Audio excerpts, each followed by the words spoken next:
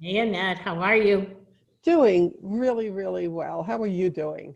I've been, I'm great. I've been amazingly busy, which is surprising. It's still so early in the year. I didn't expect to be this busy this soon. Well, you've been working hard, and that's what it comes And down that's to. what happens, right?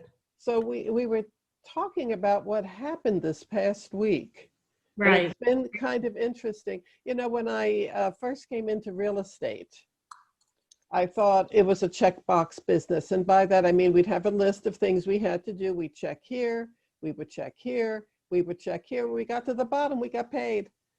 And and that When would was be the realization that that was just not so?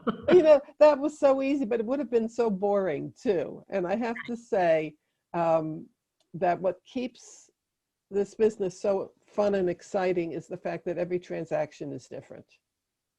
Well, that's an understatement. Yeah. And you, And yeah, and the difference sometimes is in the building or the type of home, but it's as much with the clients that we deal with as anything else. and this week especially, I kept reminding myself of a golden rule that I learned and that I work to apply every single day. And that's quite specifically, these transactions are about our clients and helping them meet their goals, not necessarily what I want or what I would do or how I would handle things. Um, and that, I know it sounds like such a simple lesson, but it is sometimes lost in the heat of a transaction. Well, I think as a coach of real estate agents and now as a broker, it's one of the biggest challenges we have with not just new agents, but with a lot of agents. Right. I wouldn't do it that way. Therefore, I counsel my client to do it the way I would do it instead of the way they want to. Exactly. And frankly, unless it's a legal situation, and I'll throw in moral as well, Mhm. um, we should have no say in that. No, and I constantly remind myself my job is to gather enough information and put it at the feet of my clients so that they can make a good decision for themselves. Mhm. So what And happened? What happened with you this week that oh, reminded you of let's see, where shall that? we start? I have a client, a very sweet client, first-time home buyer. Their wish list was pretty extensive and they wanted brand new construction and they did not have a substantial budget. They were buying in the early fours, low fours. For new construction, boy, you're in central Massachusetts. Mhm. So I'm foraying, is that a word? Yes. I'm venturing into the midsection of the state in Worcester County, and we found a lovely place where the builder had 16 units and 1,600 people wanting to buy them. And I'm exaggerating, but you get my point. Yeah. It's been a tough market. It's been a very tough market. It's a beautiful place, and the builder is flexing his supply and demand muscle and is not negotiable on anything that felt important to me. Hmm. And I have to say, personally, I would have walked away from this builder. My client really wanted this place. And so I spent literally hours researching his options based on what the client or the builder wouldn't negotiate on. Hmm. And once I brought him back the information, he looked at me and said, I can live with those things. That's okay. I'll do that. So he really went against what my best instinct would be, but he did so with Full full knowledge. information, Yeah. full knowledge. Yeah. So I have to support that. That's my job. That's my Hmm. mission. And I'm not going to live there. He is. I'm not going to deal with whatever repercussions there might be. And I can sleep at night because he's fully informed. Yeah. Well, I had a different situation, but it falls under the same category of I might do it differently. I was in to see a potential listing. And Mhm. you know, we are dying for listings. It's such a hot seller's market.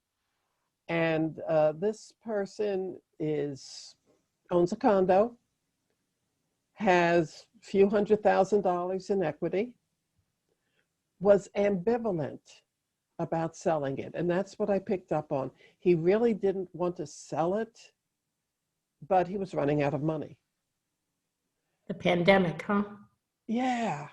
Yeah, he's essentially been unemployed for the better part of a year. And unless you're tremendously wealthy, which most people we know are not, that's a real tough situation to be in. And yet he has all of his equity, all of his money tied up in his condo. And so just out of the blue, I said to him, have you considered a reverse mortgage? Now, we're not going to do a lesson on reverse mortgages, but it is a way for those over, I think, 63 and a half to tap into whatever equity they have in their home. But it also means that the condo wouldn't be put up for sale. So in the back of my mind, I'm saying to myself, did you just talk yourself out of a sale? And then I realized, no, he didn't know about this as an option. Well, and what you hear anecdotally has given the concept an undeserved bad name. For some people, it is exactly perfect. Yeah. So what I did was give him the name of a very reputable lender I know who specializes in reverse mortgages, and held my breath. And the bottom line is, he decided it wasn't for him. Did I have any second thoughts about doing that? No, not really. It was in his best interest. Because I sat there and I told him, I said, if you decide to get the reverse mortgage, I want you to tell everybody you know that I'm the best real estate agent that there is. So even if you lost this one sale, the goodwill theoretically would bring you many more. Yeah, and it's not always about you and me. Right. We're a conduit to help people achieve their dreams. We've both been at this a very long time, and we have life experience behind us as well. And I meet every day what I call the young up-and-coming techno Turks. Those young kids who use purely technology to get the leads, bang them out without the depth of relationship. And I'm not knocking it, it's working for them. And yet I wonder if they always keep their client's goal up front. This is where I really think our life experience and our real estate experience make for a better experience for our clients. And for the agents who work with us. That's exactly right. We pull a deal together because we really listen to our clients. It wasn't an easy week, not at all. And yet, looking back on it, I'm comfortable that, we handled it the way we needed to. Yeah. And we will continue to do so. Amen. Okay. Have a great week, Lynn. Back to it. Talk to you later. Bye-bye.